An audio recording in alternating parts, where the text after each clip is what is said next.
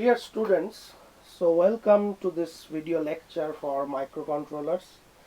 Today we will start a new topic which is called serial communications. So let us begin our discussion about serial communications. So before we start, so here is a bit of introduction. So when you say serial communication, obviously the opposite of serial is parallel, so we need to first look into the differences that we have for serial versus parallel data transfer.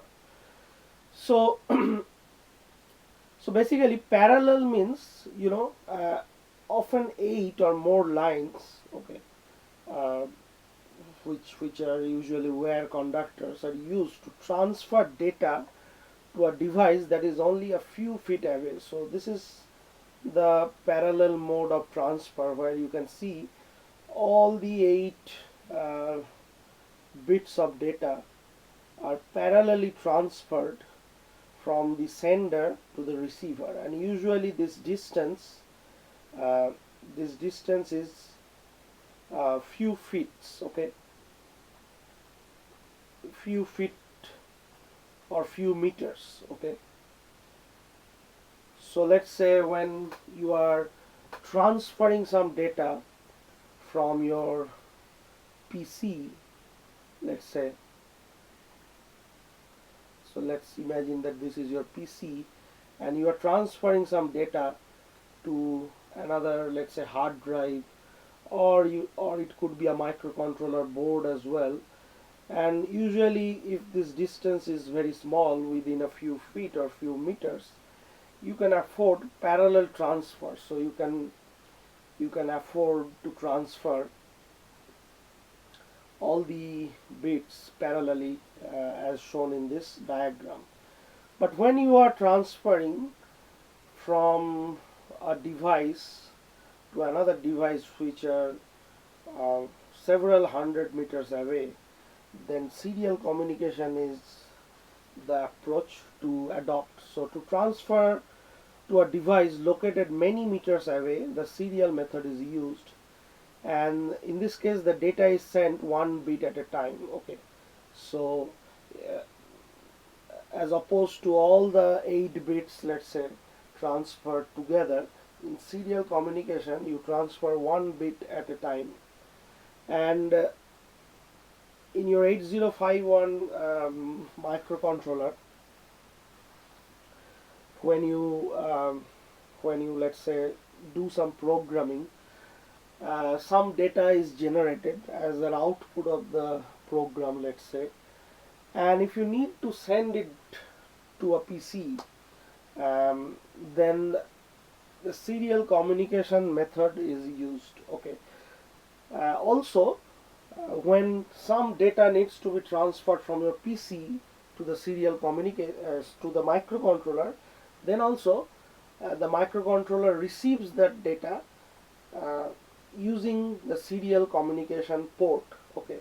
So by now you have done a few labs, so you have seen already that you have interfaced your microcontroller boards with your PC or laptop, and there had been some data exchange between your PC and the microcontroller, and that data exchange is two ways. So from your PC to the microcontroller, you have, let's say, um, embedded the code that you wrote on the microcontroller, so that data had been sent to the microcontroller serially.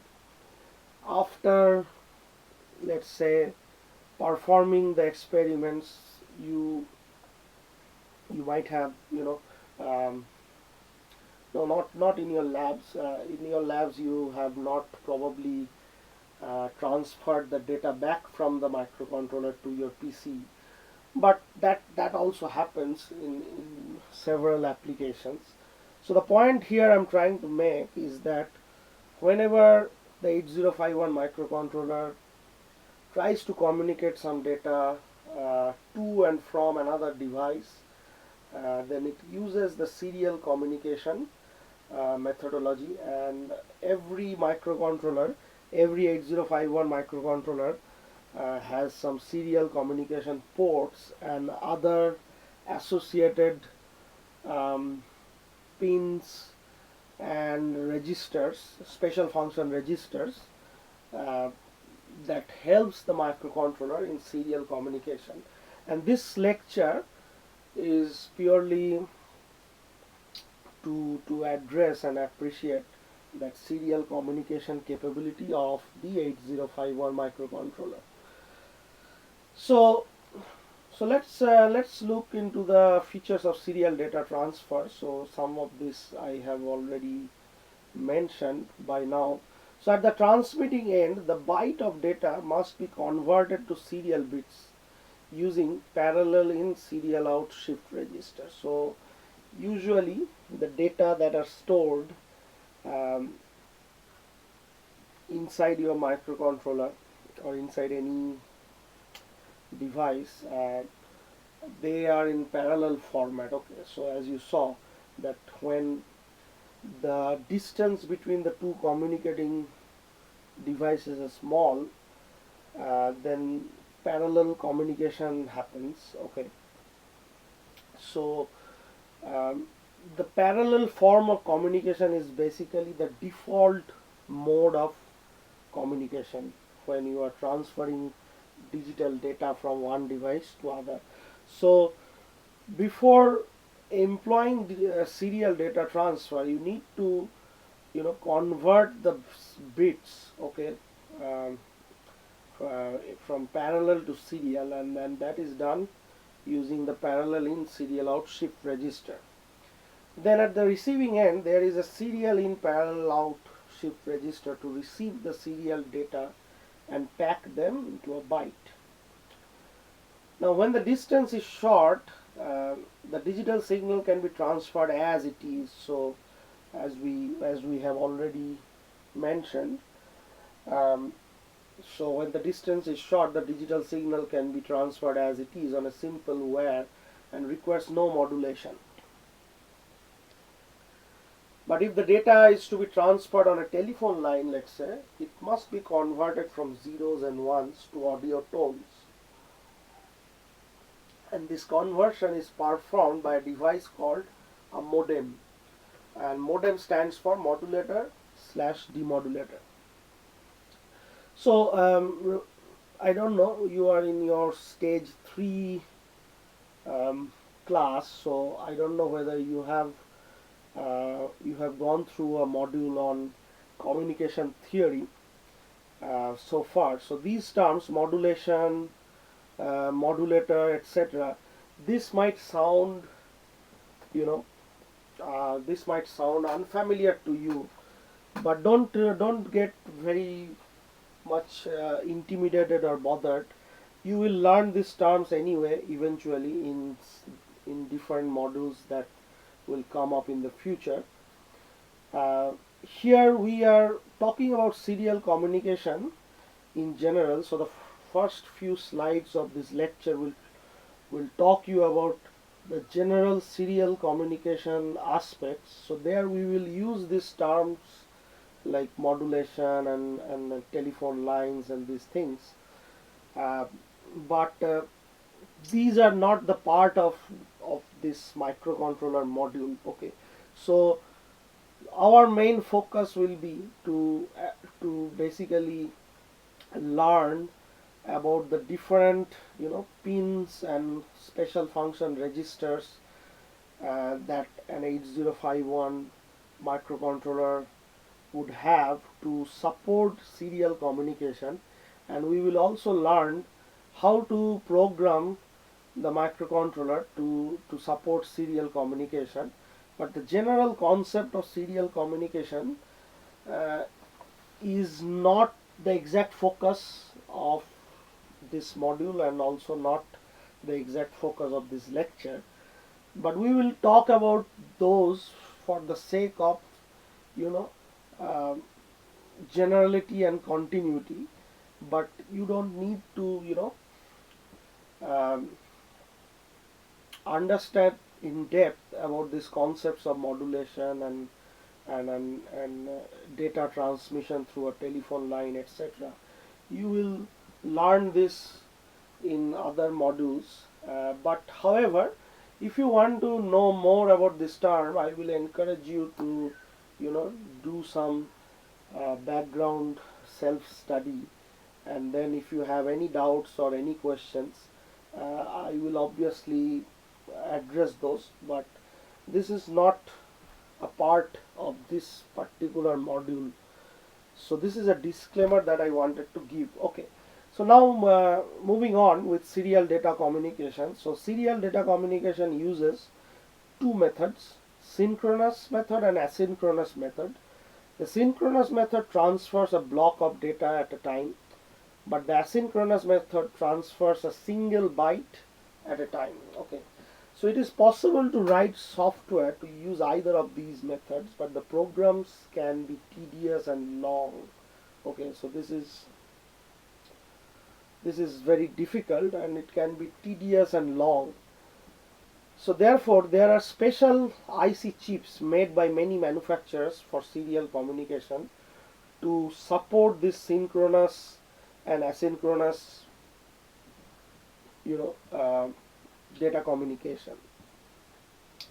So there are two types of chips. One is called UART, which stands for Universal Asynchronous Receiver Transmitter, and USART, which stands for Universal Synchronous Asynchronous Receiver Transmitter. Okay, so moving on with the general concepts of serial communication, we will study simplex, half duplex and full duplex communication. So let's see what are those. So so if data can be transmitted and received at the same time, then it is a duplex transmission. Okay, so yeah, so if data can be transmitted and received, it is a duplex transmission.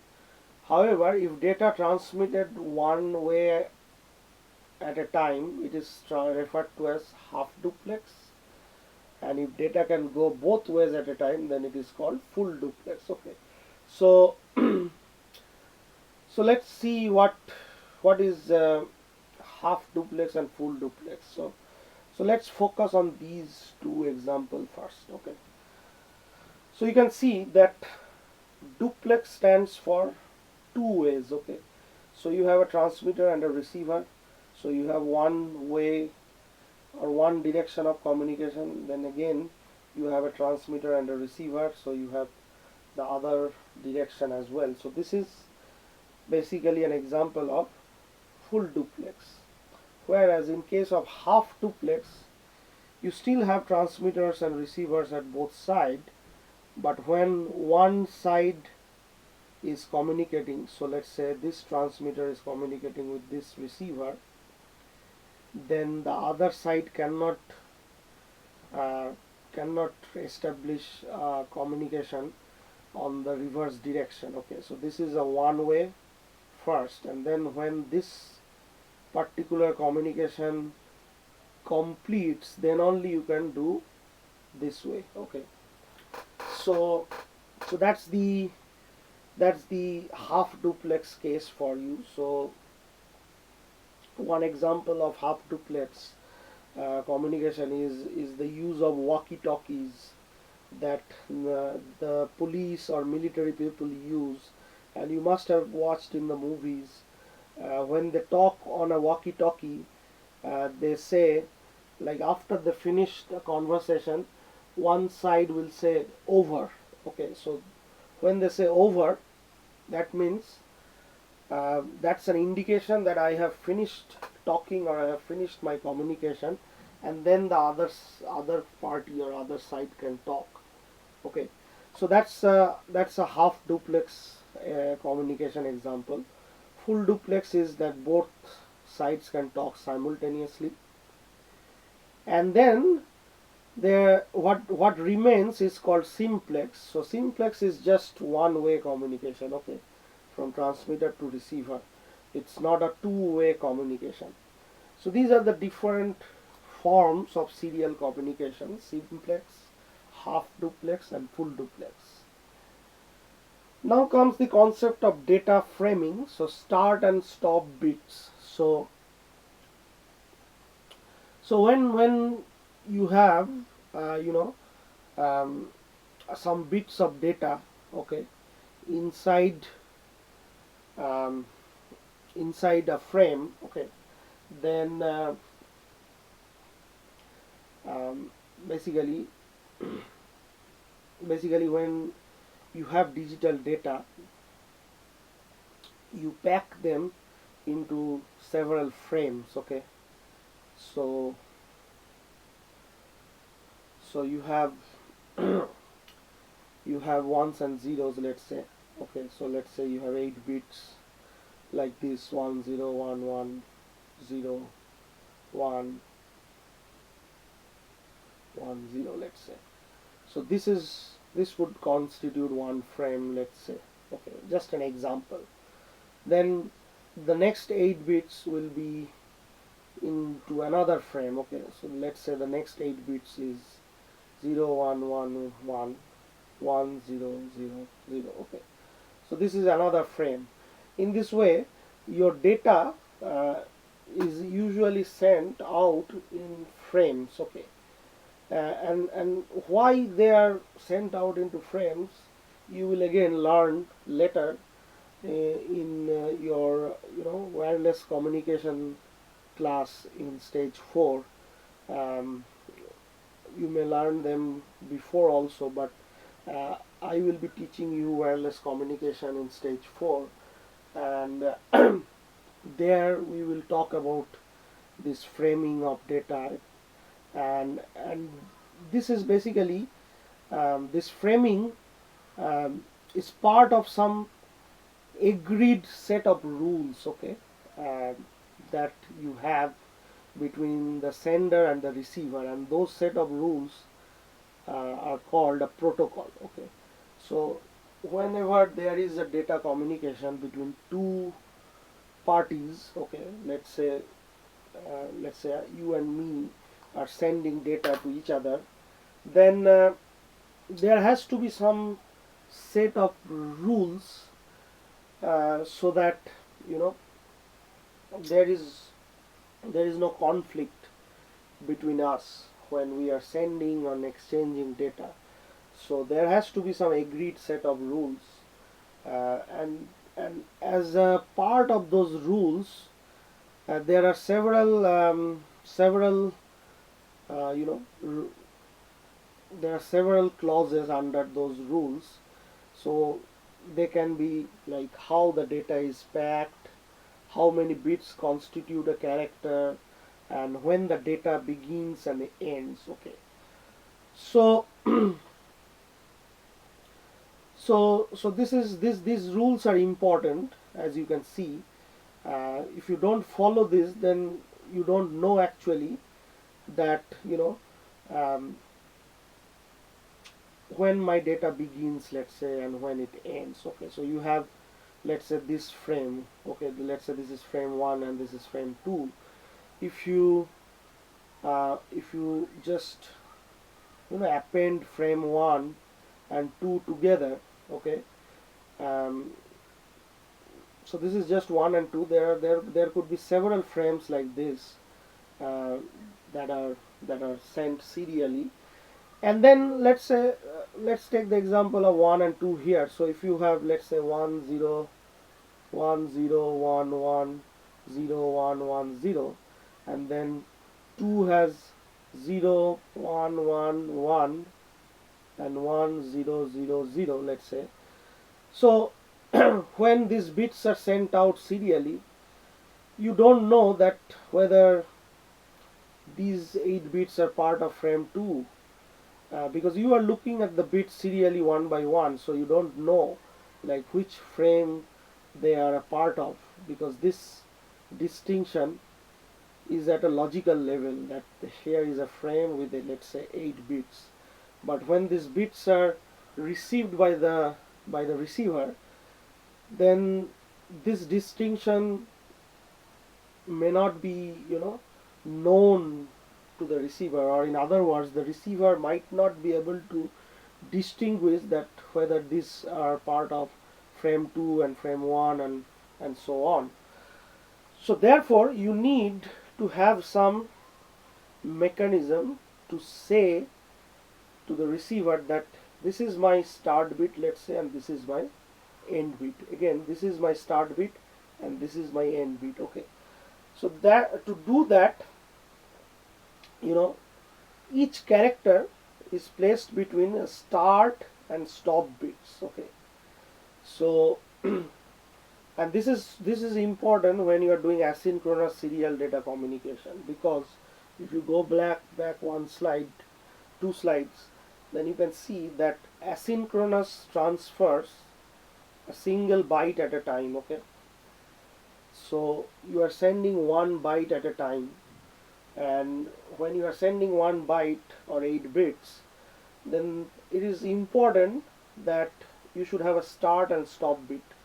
Okay, to indicate that which is the start of the frame and which is the end of the frame. And by just putting a start and stop bit in a single byte of data, you are ensuring that you are framing the data. So that's why each character is placed in between start and stop bits, and this phenomenon is called framing. Okay. So the start bit is always 1 bit, but the stop bit can be 1 or 2 bits. Okay, so this is important. This is an important concept, this data framing, in the context of serial communication. And data framing is done just by putting a start and stop bits at the beginning and end of the byte. And framing itself and some other rules together form a protocol, and a protocol is always existing between any two parties that agree to send data or to communicate data between each other. So you will learn more about protocols in communication networks class. So maybe at your semester 2 or next year. Okay, so moving on with this framing. So start bit is always a 0 and the stop bit is 1. So your start bit is a 0 and then your stop bit is 1. Okay, and then this is how, let's say, the serial communication happens. Okay, so when there is no transfer, the signal is always high. Okay, which is referred to as mark. So this is the high state. Okay, then you have this low state, which signifies that this is the start bit. Okay, and then the actual data is here. This is the 8-bit data from D0 to D7, so from LSB to MSB. And then after the data is communicated, so remember, this is the direction of serial communication in this example. So first you are here at this stage, so when there is no transfer, the signal is high, which is referred to as mark, and then you have a low, which is your start bit, and then the actual data bit comes out. So first this one goes out, then this one goes out, then this one goes out, then this one goes out, and this is the direction of communication. So this entire byte from D0 to D7 goes out serially, one by one, in this direction from your microcontroller, let's say, and then it goes through a serial transfer line, a wire or some cable, and then it reaches your, let's say, computer or PC. Okay, and then finally you have a stop bit. So the stop bit is high, so therefore this is high, and then it remains in the marked state. There is no transfer here, or there is no signal. So again, when it is ready for the next serial communication, it will go low. There will be the start bit, and then depending on what is the next byte, it will have uh, D0 to D7. So this is the way that the serial communication happens. So this start bit goes out first, then all these bits followed by the stop bit, which goes out last. So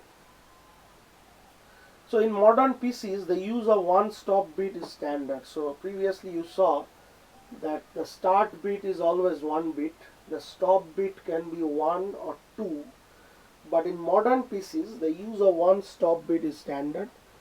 And the reason is that in older systems, due to the slowness of the receiving mechanical device, 2 stop bits were used to give the device sufficient time to organize itself before transmission of the next byte. Okay, but in modern PCs, which are very fast, you don't need 2 stop bits. Okay, you can do with 1 stop bit. So assuming that we are transferring a text file of ASCII characters using 1 stop bit, we have a total of 10 bits. Okay, so 8 bits of the character itself. Okay, so 8 bits of the ASCII character, and then 1 start bit and 1 stop bit. So there are 10 bits in total, and this gives a 25% overhead. So each 8-bit character with an extra 2 bits. In some systems, in order to maintain data integrity, the parity bit of the character byte is included in the data frame. Okay, and the UART chips allow programming of the parity bit for odd, even, and no parity options. Okay, so again, these concepts of parity and all these are purely data communication concepts. So you may just right now appreciate these things on their face value, because this won't affect your understanding of the actual serial communication, and programming a 8051 to be able to do serial communication. But again, if you are curious and if you want to know more, then feel free to explore the reference materials that you might have on the internet. Okay, so so there are many websites where you can find these things. So let's say you have this, I have one link open for you which talks about the 8051 serial communication. So you can see there are a lot of references which you can find on the internet. So I would encourage you to learn more about some of these terms, like let's say what is this aspect of parity bit, and what exactly is meant by these UART chips allowing programming of the parity bit for odd, even, and no parity options. So these things you can explore further if you want. So the rate of data transfer in serial data communication is stated in bits per second. So another widely used terminology for bits per second is the Baud rate, and it is a modern terminology and is defined as the number of signal changes per second. Okay, so in modems there are occasions when a single change of signal transfers several bits of data. So therefore these bits per second and baud rate, they sometimes may not be exactly the same thing. Okay, so again, I don't want to confuse you, but um, but this is a fact which you will probably appreciate when you study digital communication. So as far as the conductor wear is concerned, the baud rate and bits per second are the same, and we use the terms interchangeably. But when we say bits per second, we exactly mean the number of individual bits that are changing per second. Okay, but when we say baud rate, uh, it might be several bits of data. Okay, uh, for a single change of signal. Okay, so this thing, this difference, you should be able to uh, keep in mind. But in case of the conductor wire, we use these terms interchangeably, but mm, they may not be the same um, in the real context. Okay, so moving on with the different other aspects of serial communication. So we have this interfacing standard called RS-232. This was set by the Electronics Industry Association in 1960. Okay, so the standard was set long before the advent of the TTL logic family. So this TTL stands for transistor to transistor logic, and TTL logic is now the standard logic for interfacing different electronic devices. And but RS-232 was a bit older standard of interfacing, and the input and output voltage levels of RS-232 are not TTL compatible. So for example, in RS-232, a 1 is represented by -3 to -25 volt, while a 0 is between +3 to +25 volt. Okay, so this is obviously not compatible with the TTL logic, because in TTL, you know, the 1 is represented by a positive first of all. So in TTL, 1 is represented by positive and 0 is represented by negative, and these levels are relatively low. Okay, so you have like between +3 to +5 volts, and then this is -3 to -5 volts. Okay, sometimes this could be 0 also. Okay, so this is the incompatibility between RS-232 and TTL logic. um, and why we are studying RS-232, you might ask. So RS-232 is basically this interface which is connecting your, let's say, 8051 device to the PC. Okay, so there will be an RS-232 interface between your PC and, let's say, your 8051. Okay, so so RS-232 again has two types. The first one is called DB25.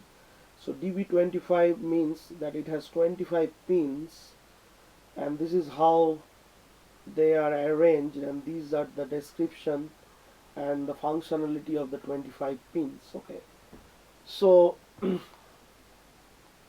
so as you can see, there are some pins which are which stand for transmitted data, received data. So these are part of serial communications, transmitting and receiving. um, and then we will see that there are this request to send, clear to send, data carrier detect. There are all these functionalities that are associated with a serial communication through a modem. Okay, so we will see some of these functions uh, in the next slides. Okay, but before that, we can see that there is another format of RS-232, which is called DB9, and it has only 9 pins. This is a more compact version of RS-232 as compared to the DB25 case. Okay, so current terminology classifies data communication equipment as DTE, the data terminal equipment, which refers to the terminal and computers that send and receive data, and DCE, the data communication equipment, which refers to communication equipment such as modems. Okay, so you can have two DTEs like this, okay, which have a transmitter and receiver, and then you can have a duplex communication, as you can see, from the transmitter of this DTE to the receiver here, and then from the transmitter of this DTE to the receiver here. And the simplest connection between a PC and a microcontroller requires a minimum of 3 pins, as you see, one for the transmitter, one for the receiver, and one for the ground. Now let us see what are these other aspects or other functionalities. So you can see we have this DTR, DSR, RTS, CTS. We will see the details of this in a few seconds, but let's go back and see that the RS-232, both the DB9 and DB25 has all these functionalities like RTS, CTS, DCD. So we will now see that what are the exact functions of these. Okay, so DTR, which stands for data terminal ready. So this means when a terminal is turned on, it sends out digital signal DTR to indicate that it is ready for communication. So this is basically a signal which says that it's ready for communication. Then comes the DSR, which means data set ready. So when a DC is turned on and has gone through the self-test, it asserts DSR to indicate that it is ready to communicate. So DT are the two end devices, right?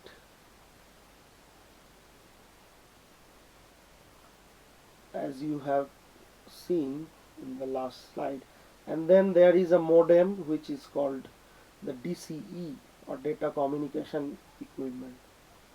So this is in between. Okay, so when the data terminal is turned on, let's say this one or this one, data terminal equipment, then they send a signal called DTR to indicate that it is ready for communication. When this DCE or the modem is turned on and has gone through the self-test, it asserts the DSR signal to indicate that it is ready to communicate. So now, after this DTR and DSR, all the devices that are associated with this communication, they have signaled that they are ready. Now comes the RTS, or request to send. So when the DTE device has a byte to transmit, it asserts RTS to signal the modem that it has a byte of data to transmit. So the DTE, let's say this DTE now wants to transmit a byte. So whenever it is ready for that transmission, it sends a request to send to this DC. Okay, and it asserts the RTS to signal the modem or the DCE that it has a byte of data to transmit. Then comes the CTS, which means clear to send. So when the modem has room for storing the data it is to receive, it sends out signal CTS to DTE to indicate that it can receive the data now. So after receiving this RTS from this DTE, the modem will now signal back to the DTE that it is ready to receive the data by sending this clear to send, or CTS. Okay. Then comes the DCD or data carrier detect. So the modem asserts signal DCD to inform the DTE that a valid carrier has been detected and that contact between it and the other modem is established. So this is the scenario when you have, let's say, you have DTE and then you have another DTE, the terminal equipments, and then you have several modems in between, let's say. So let's say this is one modem which is also called DCE, and then you have um, this communication going on. So when this first modem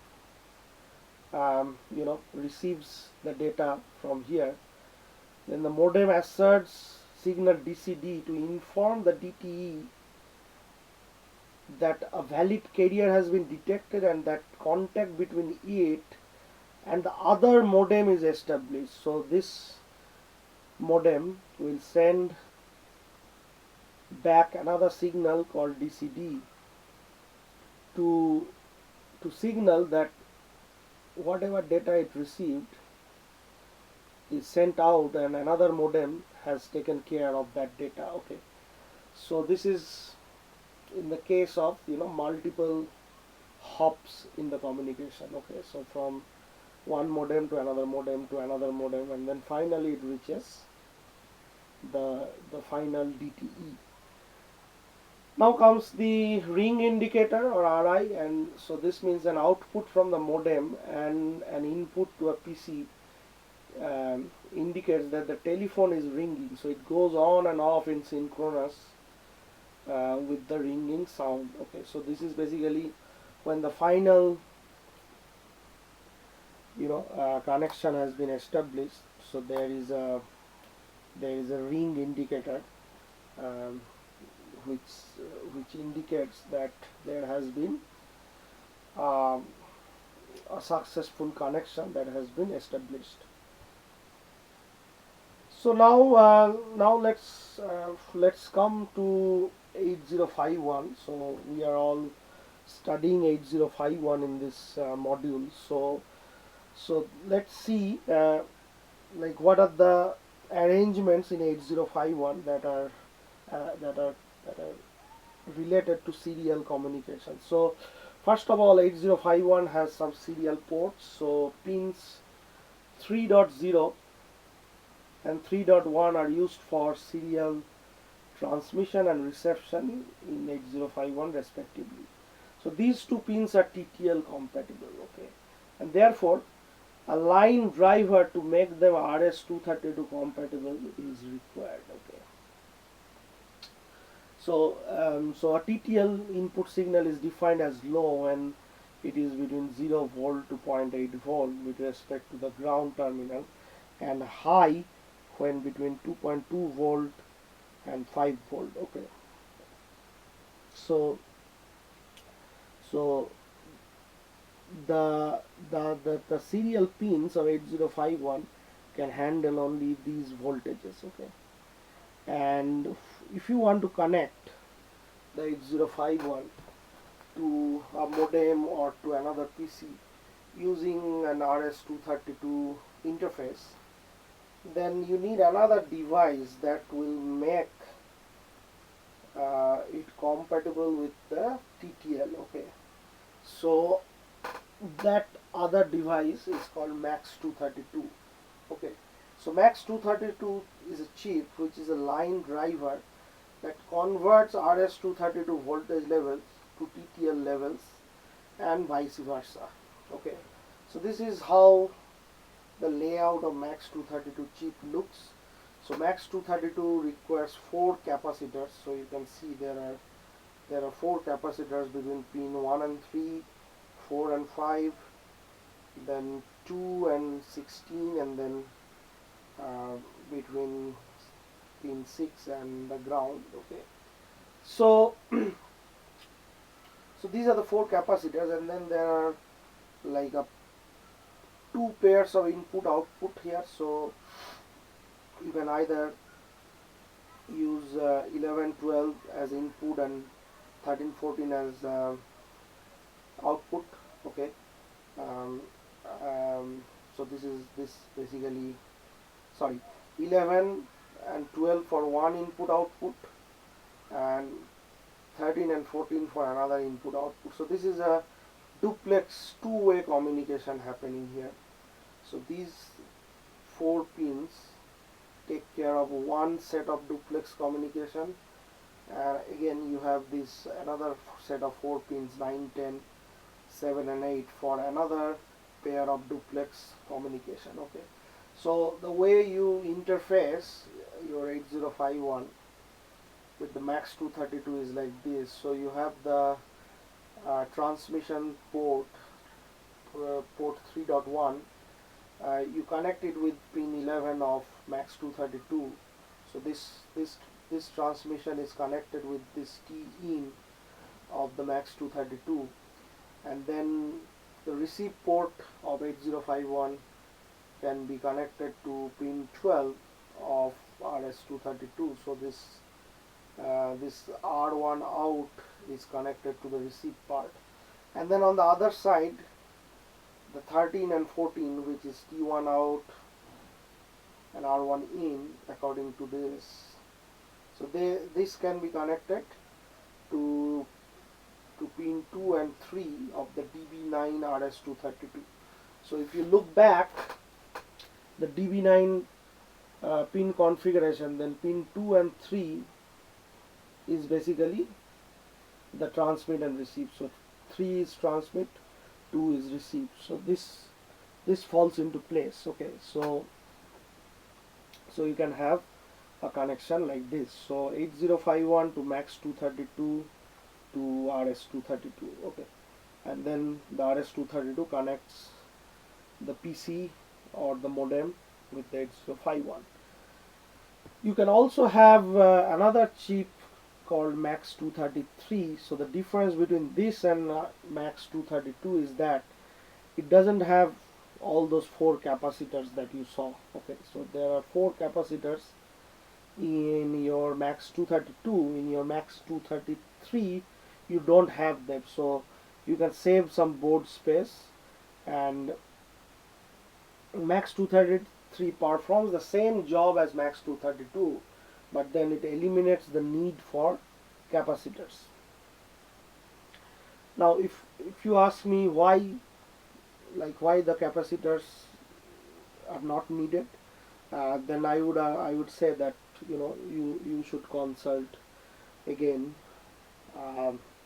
the internet and explore this yourself. Okay, because this is not within the scope of this module, so I'm not going to explain this right now, but if you want you can explore yourself and then we can have a discussion. So you notice that MAX 233 and MAX 232 are not pin compatible. So here the input output are all different here. So this is pin 2, 3 here, and 4, 5, and then again 1 and 20 here, and 18 and 19 here. Okay, so this is different from these combinations. Okay, 11, 12, 9, 10, 7, 8, 13, 14. Okay, so they are not pin compatible. So here also you can do the interfacing like this. So the port 3.1 goes to 2, port 3.0 goes to 3, and then the output from 5 and 4 goes to 2 and 3 of the DB9 RS232 interface. So moving on with the concepts of serial communication. So we have this important term called baud rate. So as you saw previously, baud rate refers to the number of times the signal changes. Okay, so to allow data transfer between the PC and an 8051 system without any error, we must make sure that the baud rate of 8051 system matches the baud rate of the PC's communication port. Okay, so standard baud rates include these. Okay, 110, 300, 600, 1200, and so on, all these values. So these bits per second. Okay, so these are the standard baud rates, and these values have come up from the fact that um, your data transfer, the serial data transfer between your 8051 and the PC happens through a telephone line, or that was the default standard when these things came for the first time. Okay, so now things have changed. The technologies might have improved, and we can have a data cable instead of, let's say, a telephone line to transmit data. But these values have remained the same. Okay, so these values come from the fact that how much capacity or how much bits per second a telephone line can handle, and they have this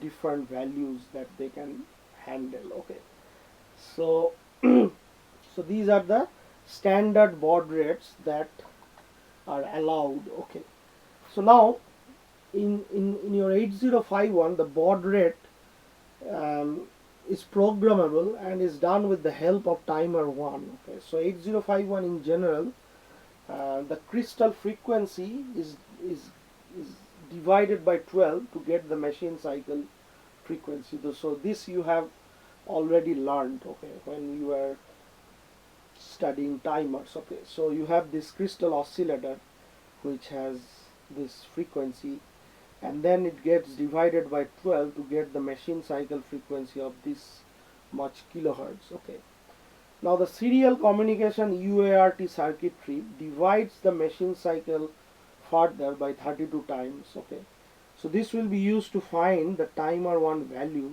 to set the baud rate. So if you divide this machine cycle frequency by 32, then you have 28,800 hertz. So this is the frequency that is input to the timer. So basically,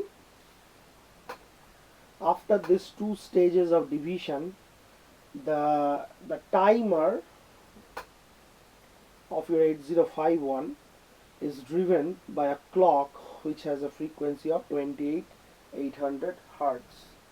Now this can be adjusted, okay, by loading some values to the timer to set the exact baud rates that you need. So let's say these are the values that you want to set. Okay, and you can do that by dividing the 28,800 hertz by some numbers to get these values. So for example, if you divide this by 3, you get 9600. Okay, so you get these values. Okay, if you divide this by 6, then you get 4800. So if you load your timer with some values, then you can set the exact baud rate you want. So this example will show you how. So let's say your crystal frequency is 11.0592 megahertz, and you are asked to find the TH1 value needed to have the following baud rates. Okay,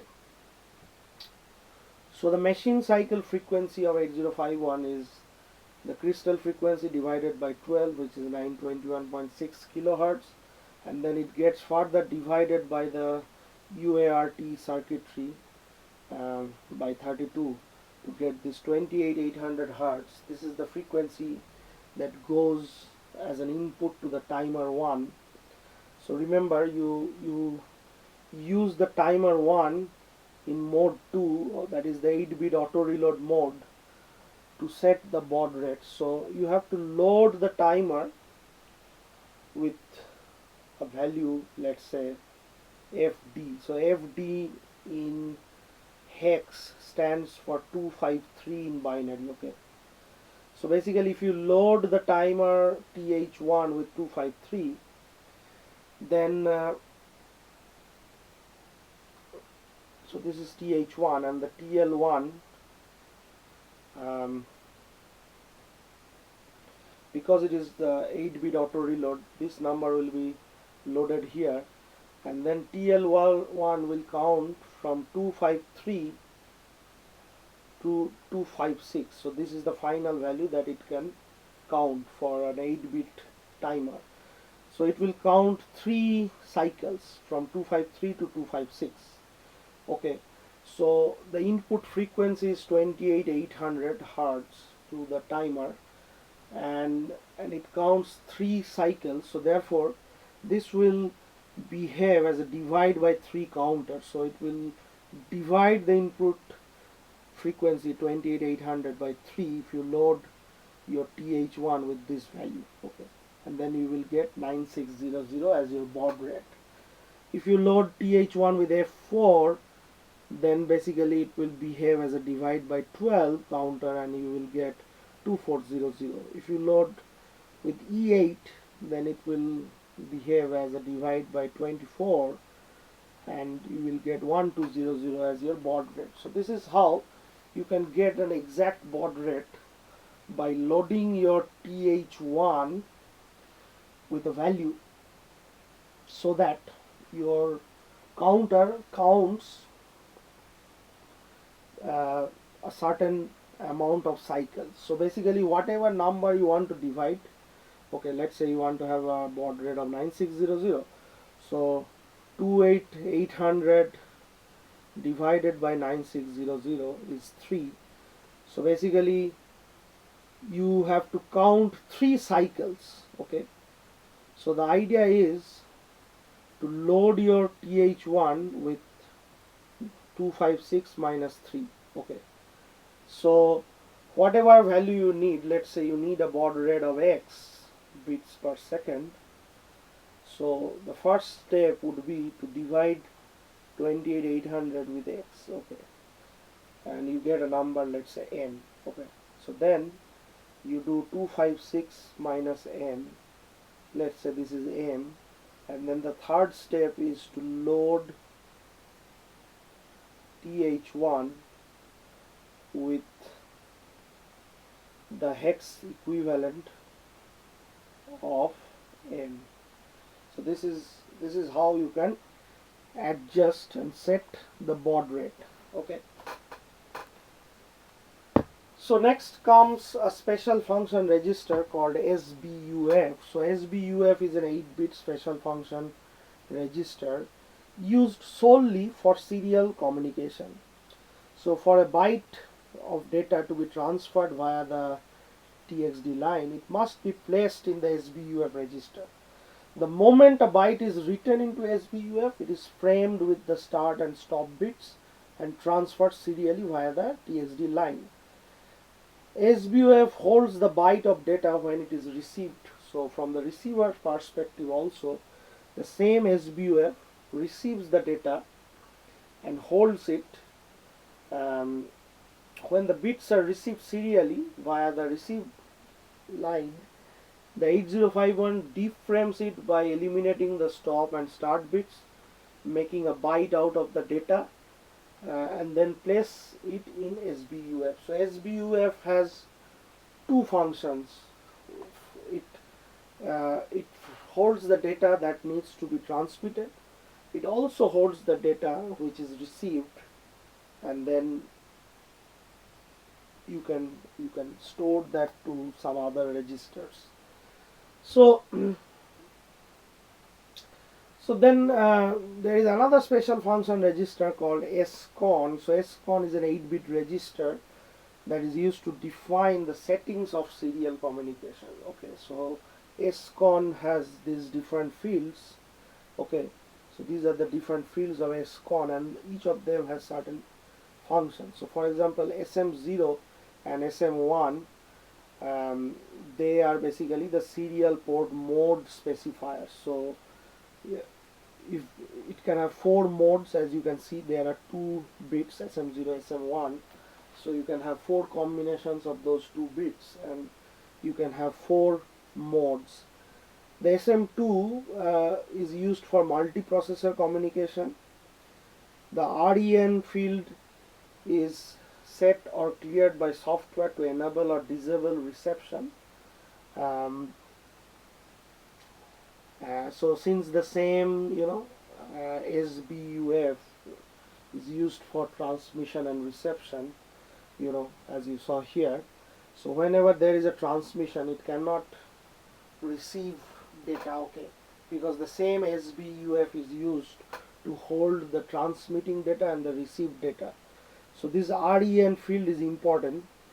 It has to be disabled, okay, when there is a transmission happening, and then it has to be enabled when a reception needs to be performed. This TB8 and RB8, these are not widely used, so we are not interested in that right now. And then this TI and RI, these are associated with the interrupts. Okay, so there was, if you remember when you were studying interrupts, we talked about the serial communication interrupt, and we said that we will study the serial communication interrupts when we study serial communication in detail. So we will do that. So TI and RI are basically the interrupts associated with the serial communication. So TI stands for the transmit interrupt flag. This is set by hardware at the beginning of the stop bit in mode 1, okay, and cleared by software. And similarly, RI is the received interrupt flag, and this is also set by hardware at the beginning of the stop bit in mode 1. So mode 1 of serial communication is basically mode 1. We will always use mode 1 in our subsequent discussions related to serial communication. So there are 4 modes here possible, but we will always use mode 1, and mode 1 means 8 bits of data and 1 stop bit and 1 start bit, okay. So basically there is 1 start bit and 1 stop bit in mode 1. And this TI interrupt, this is set by hardware automatically at the beginning of the stop bit in mode 1, okay, and you can clear it by the software, okay. And the received interrupt flag is also set by hardware at the beginning of the stop bit in mode 1, okay, and cleared by the software. So this is all the bits and their role in the SCON register. So this is what is mentioned in detail, what we just discussed. So I'm just going to skip this part, and let me focus a little bit more on this TI, okay, and RI, okay. So the TI, or the transmit interrupt, as we said, when 8051 finishes the transfer of 8-bit character, it raises the TI flag to indicate that it is ready to transfer another byte, and TI bit is raised at the beginning of the stop bit. And for the RI is raised halfway through the stop bit. So this is a difference that you need to keep in mind, okay.